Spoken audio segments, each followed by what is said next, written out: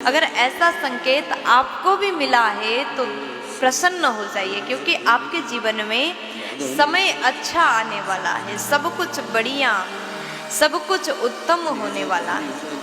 सबसे पहले नंबर में अगर व्यक्ति का नींद ब्रह्म मुहूर्त में खुलने लग जाए, ब्रह्म मुहूर्त 3, 4, 5 बजे तक आपकी नींद खुलती है, 3 से 4 बजे के बीच में अगर आप नींद से अपने आप जग जाते हैं। देखो, एक वो होता है कि स्वयं नींद से जग जाना, अपने आप नींद खुल जाना, और दूसरा तरीका आप अलार्म लगाते हैं, किसी को बोलते हैं हमको जगा देना, ये हुआ अलग तरीका। लेकिन किसी के बुलाए बिन आप स्वयं जग रहे हैं और उसके बाद में आपको भगवान का चिंतन होने लग जाए तो समझो कि बहुत अच्छा संकेत है। अपने आप उठ करके भगवान के याद में अगर आप डूबते हैं तो आपके जीवन में अच्छा समय आने वाला है, जीवन परिवर्तन होने वाला है। और दूसरे नंबर में कहा कि बिना कारण व्यक्ति प्रसन्न होने लग जाए।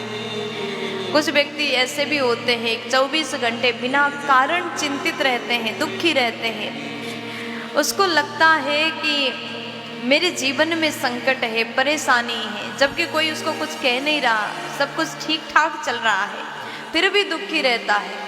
लेकिन ऐसा भी कभी कभी होता है, बेवजह हम मुस्कुराने लग जाते हैं, प्रसन्न रहने लग जाते हैं। कोई हमको कुछ कह करके जाए तो भी क्रोध नहीं आता, बिना कारण प्रसन्न आप रहने लगे तो शुभ संकेत है। तीसरे नंबर में कोई आपको डांट रहा है, आपको परेशान कर रहा है, आपको गुस्सा दिलाने की कोशिश कर रहा है, फिर भी आपको क्रोध नहीं आ रहा, आपके भीतर क्षमा करने का शक्ति प्रकट हो रहा है, तो समझो ये भी बहुत अच्छा संकेत है, आपके जीवन में अच्छा होने वाला है। इसका भी अत्यंत शुभ संकेत हमको मानना चाहिए। फिर उसके बाद में कहा गया है कि बार बार व्यक्ति के घर में, बार बार आपके घर में गौ माता आ जाती है। गौ माता आकर के रोटी जो आप प्रदान कर रहे हैं, जो आप गौ माता को खिला रहे हैं, प्रेम से खाती हैं, तो आपके घर में, आपके जीवन में समय अच्छा आने वाला है। 3 कारण हमने बताया। चौथे नंबर में कहा गया कि जब आपको आपके घर में छोटे छोटे बच्चे आकर के बिन बुलाए खेलने लग जाए, बड़े प्रेम से बच्चे क्रीड़ा करने लग जाए, तो ये भी अत्यंत शुभ संकेत है, आपके जीवन में अच्छा समय आने वाला है। और फिर कहा गया कि आपको आपके खर्च में कमी आ गया, धन के स्रोत खुल रहा है, आप जो भी कार्य कर रहे हैं उसमें आपको सफलता प्राप्त हो रहा है, तो समझो आपके जीवन में ये भी बहुत अच्छा संकेत है, अच्छा समय आने वाला है। और फिर उसके बाद में पूजा, आरती, आराधना करते समय जब आप भगवान के पास में जाकर के पूजा करते हैं ना, तो उस समय ऐसा लगे कि आपके घर के भगवान मुस्कुरा रहे हैं, मूर्ति मुस्कुराने लग गया, तो ये भी अत्यंत शुभ संकेत है। जब जनक नंदिनी जानकी मैया गौरी पूजन के लिए गई थी, भगवान राम के साथ में माँ का विवाह होने वाला था, तो उससे पहले जब गिरिजा पूजन के लिए माँ सीता जी गई, तो ऐसा संकेत गौरी मैया ने माँ सीता को दिया, मूर्ति मुस्कुराने लगी, तो माँ जानकी अति प्रसन्न हो गई थी। यानी घर के मंदिर में जो मूर्ति है, ऐसा लगना, ऐसा महसूस होना कि आपके पूजा घर में जो मूर्ति है भगवान मुस्कुरा रहे हैं, ये भी जीवन में अच्छा वक्त आने से पहले मिलने वाला शुभ संकेत है। अगर ऐसा आपको संकेत मिले तो प्रसन्न हो जाइएगा।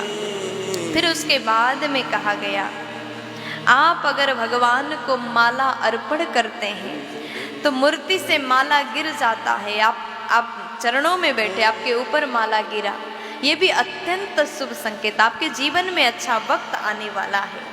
बार बार आपके घर में अतिथि आते हैं, आपको अतिथि सेवा का मौका बार बार मिल रहा है, ये भी अत्यंत शुभ संकेत है। और उसके बाद में सबसे बड़ा संकेत, ये भी अति उत्तम संकेत माना गया, शायद इस बात को सब कोई मानते हैं, बड़े बुजुर्ग भी कहते हैं, स्त्री का बाएं अंग और पुरुष का दाएं अंग फड़कना जीवन में अच्छा संकेत प्रदान करता है। अच्छा वक्त आने से पहले ये 7 संकेत हमको प्राप्त होता है।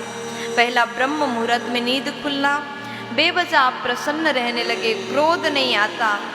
दूसरे नंबर में, तीसरे नंबर में कहा गया कि बार बार घर में गौ माता आती हैं। चौथे नंबर में छोटे छोटे बच्चे आकर के क्रीड़ा करते हैं। 5वें नंबर में धन के स्रोत खुल रहा है।